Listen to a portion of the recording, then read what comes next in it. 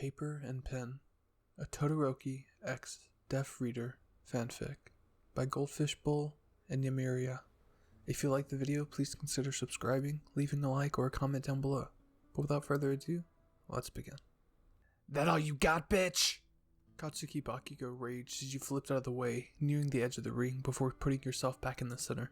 If this is what you get for not using your quirk yet, then damn.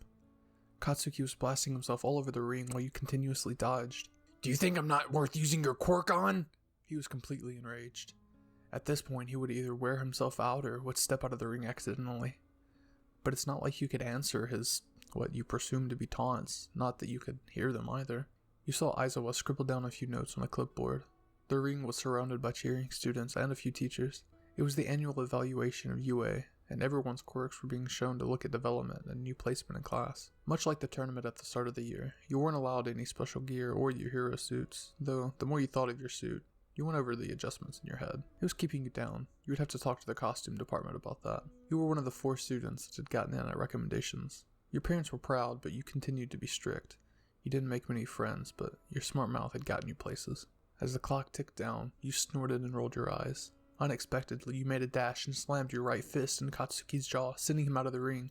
He was knocked into the wall as a few students parted. It was like Katsuki was fucking Moses and just parted to see his students. You giggled at the face he made to you, and you watched Aizawa write some more things down on his clipboard.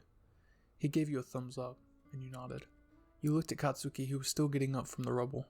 You were undoubtedly strong. You hadn't even used your quirk, and you still won. Katsuki hated that shit. He spit, blood rinsing from his mouth along with something white and stone-looking. A tooth. You had knocked out a tooth from Katsuki Bakugo without using a quirk. He stared at his lateral incisor and blinked before walking off with so much as a word. You sighed, wondering if you should apologize. Not that he would understand your voice. You walked out of the ring into the changing room, ignoring a few students who had patted your shoulders and back in congratulations. You opened the door and stepped in. You wanted a shower. You smelled like smoke. You stripped out of your clothes and put your school uniform back on. You could vaguely remember what it was like to listen to fabric rustling together. You sighed, rubbing your palm against your face, eyes narrowing at the liquid you felt against your cheek. You pulled your hand back and looked at your finger. It was bleeding from a torn hangnail, and you exhaled. Slipping the injured finger in your mouth to suck the blood off, you wiped your cheek and looked in the mirror. No blood was left on your skin. You tied your hair into side pigtails and walked out of the locker room, avoiding the boys that entered their own locker room, but catching one boy's gaze. Heterochromatic eyes landed on you, one silver, one stunning cerulean. You spared the boy. You think his name is Todoroki. A glance, but no smile, continuing on your way to walk. No one knew what your quirk was, only the teachers. You never had much use of it since your hearing was now gone. You made it here because of your skill, and that's what intrigued Todoroki. Since your battles were over and you were still one of the top pick students and class didn't start for another 2 hours since the evaluation needed to be finished, you could go back to your dorm.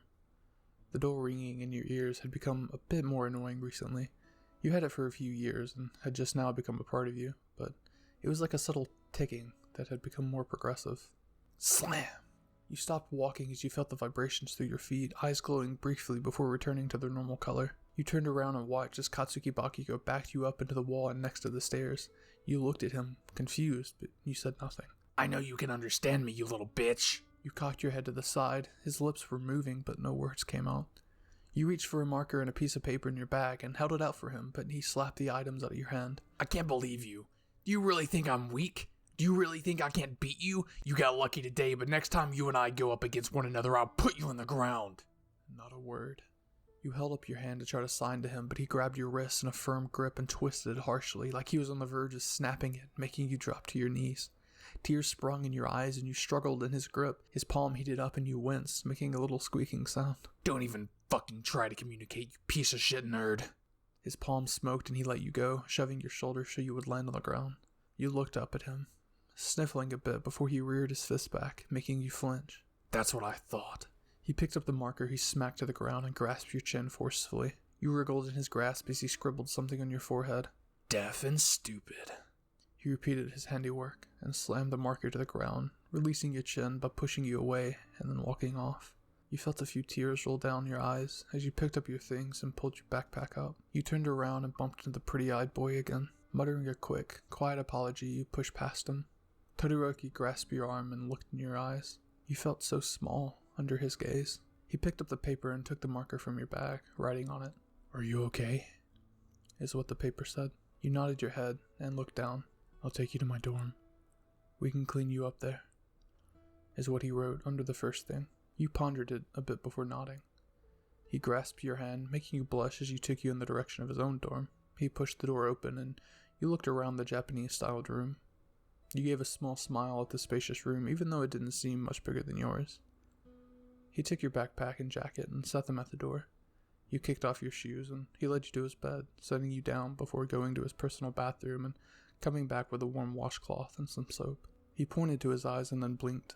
Taking the hint, you closed your eyes and wrinkled your nose at the grapefruit-smelling soap as he rubbed your forehead with a cloth, ridding you with the black ink and hurtful words. When finished, you felt him rub you with a dry towel. He tapped your shoulder to let you know he was done. You stood up and bowed in thanks. He waved his hand to brush off your gesture and picked up a pen and paper again. "If you really want to make it up to me, how about coffee?" he wrote. You smiled at his handwriting and took the pen and paper from him. "That sounds perfect," you wrote back. Standing up, you gave a little bow again and placed a kiss on his cheek, making you both flush as you stepped back into your shoes and left the room. Things look like they're gonna get better from here.